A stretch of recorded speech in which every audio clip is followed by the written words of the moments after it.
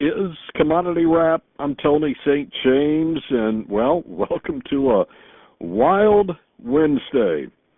Talked with Brian Hoops of Midwest Market Solutions early in the day and just talked about the fireworks that we had seen over the past week. And before we could even wrap up the day, Brian, we really got wild. An announcement by President Trump.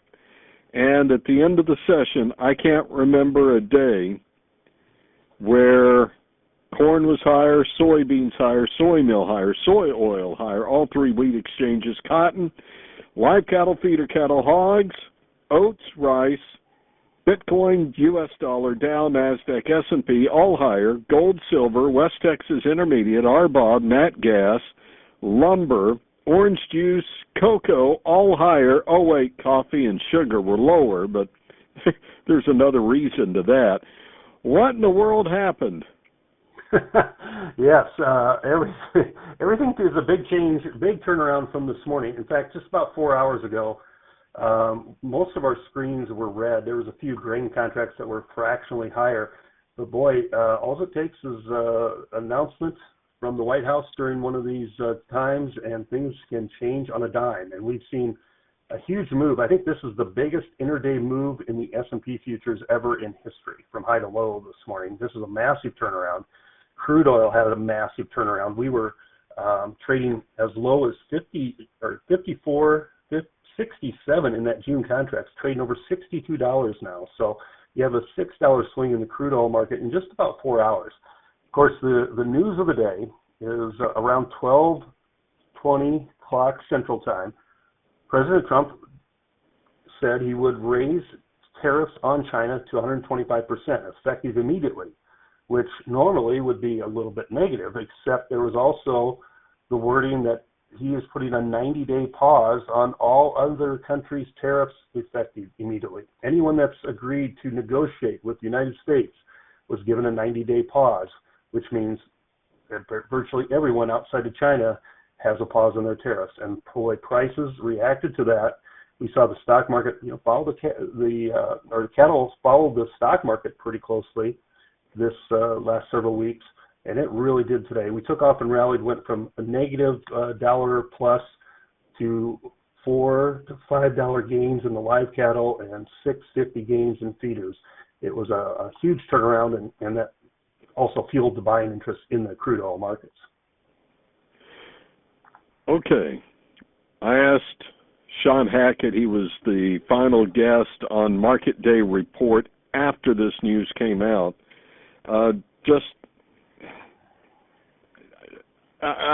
It seems to me to be the obvious question here. But does this not reward those who don't panic when the waters start getting choppy? You just keep the boat going in the same direction and just keep paddling? Well, exactly. It rewards patience in these markets. We knew there would be volatile times. You knew that there would be, some pain inflicted on us at some point in time because of the tariffs and negotiation. But that's what you have. In order to grow, sometimes you have to take one step backwards, take two forward. And it may not be what you want at times, but we certainly saw. And we're not anywhere near completion yet, but it looks brighter today than what it did a week ago at this time.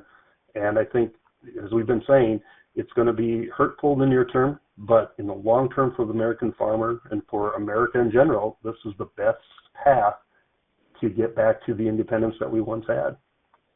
Okay, we'll take a break. When we come back in a moment, I want to talk livestock futures, because there may be somebody who's not real excited about all this news right now, and it's tied back over to the livestock side of this. So we'll take a break. We'll come back in a moment. Hang around for more Commodity Wrap.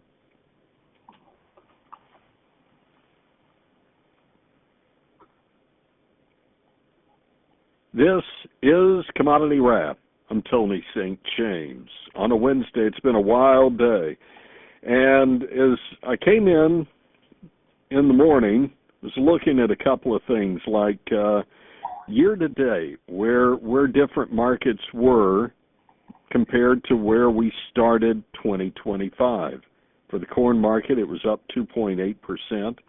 Beans were down 1.5%. Soy meal down 6.8%. Now, soy oil had been actually up 8.9%. The wheat market down 1.2%. Cotton down 3.7%. And then you get over to the cattle market. Cattle, live cattle up 2.7%. Feeders up 3.3%, and an 8% gain for hogs.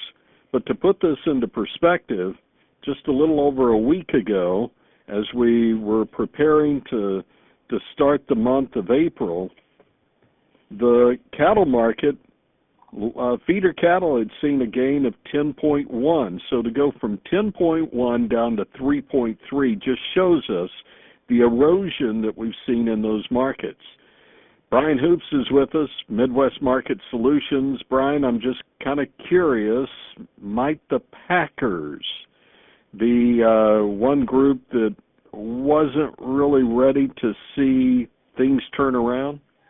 Well, definitely. Their margins are starting to heal, but they're not fully healed. Cutout values have kept up with the cash markets here recently, so the margins staying, in the red, but not a burdensome amount.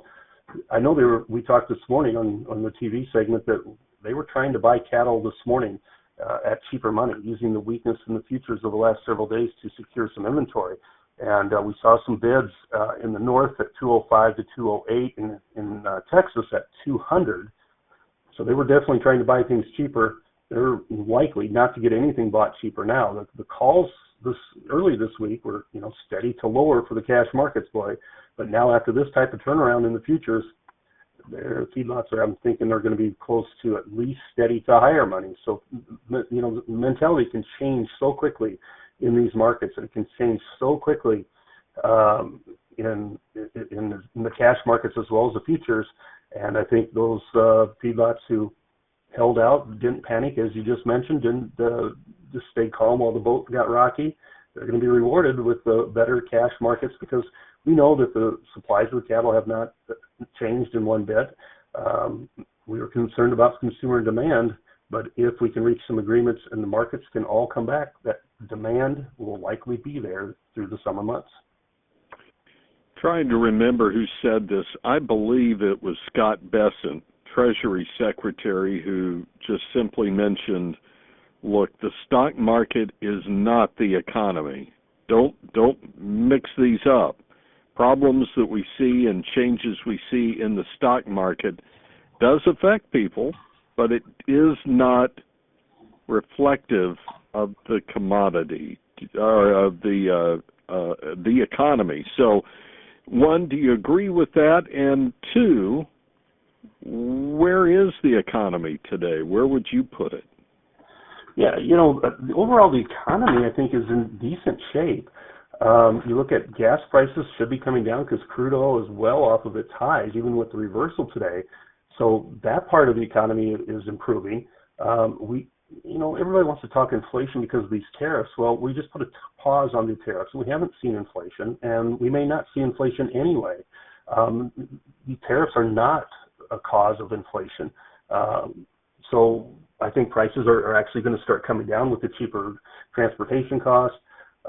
You start talking about, lack of tariffs. There's no reason that prices won't come down, and that should be good for the economy. Now, if we can restore the stock market, which I agree are two completely different things, if the stock market confidence can be restored, I think we'll have a very strong economy, not only here in 2025, but through the rest of President Trump's presidency, because I think one of the things he really wants to have done is lower interest rates. And he's pushing hard for that and pushed hard for it during his first administration because he knows that will be good for the economy as well. I'm going to ask you now to just kind of, I guess this would be guessing, if you will. We don't know whether or not President Trump has this game plan, if you will, where, or even, maybe better, a songbook, where he knows exactly what song we're going to sing, then we'll sing the next song, and we'll sing the next one, and the next one, and the next one. We do know that whatever song they're singing from that book, the entire administration is singing from the same thing. I just haven't seen this where, you know, whether it's a Treasury Secretary or an Ag Secretary, everybody seems to be on the same story here.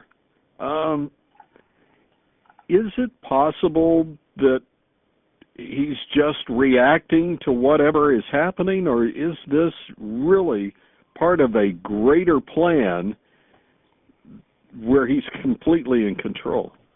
Well, yeah, I think he's unifying that Republican Party, unifying America, that his plan is effective and is working.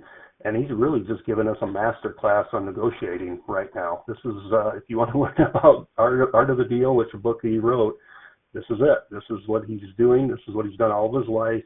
And he knows he has the upper hand with China, and he's going to continue to reciprocate against them. Pretty soon he's going to have the entire world, except for China, you know, in agreement with him. And so he's building this up, and I think we can see the writing is on the wall that he'll make a deal with China, but they have to be willing to make a deal as well. And so far they haven't shown that, I guess, respect, as he calls it. But at some point, I think we're going to see that with China. Now, they may not be in any hurry to do that. They may have some more time than some of these other countries, but I think this will start to hurt them in the near term, these tariffs that he's imposed on the country. All right, Brian, if we want to talk one-on-one, where do we find you? Well, you can call me directly, 417-501-5132, or you can go online to MidwestMarketSolutions.com, where we have a list of our offices and their phone numbers, email addresses, that sort of thing. So a couple of different ways to get a hold of us. And you can also find Brian back on Market Day Report during the 9 o'clock hour Eastern Time in the morning. Brian Hoops is with Midwest Market Solutions. This is Commodity Wrap.